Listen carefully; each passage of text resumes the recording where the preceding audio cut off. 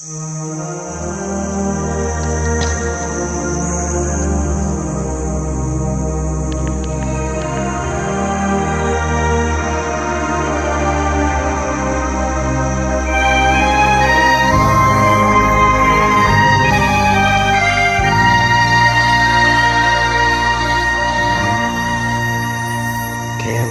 âu bao hè dâm khảo đồ ấn mừng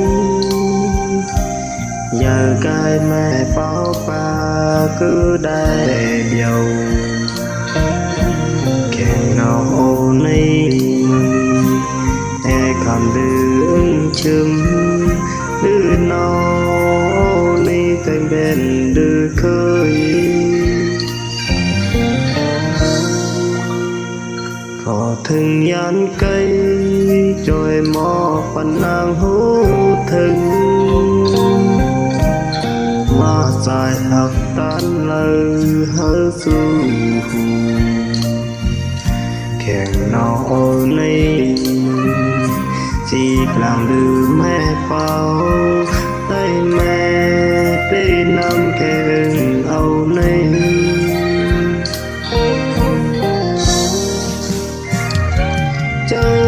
thương người ăn cây hãy trôi lát phần và nàng học sai ấm trời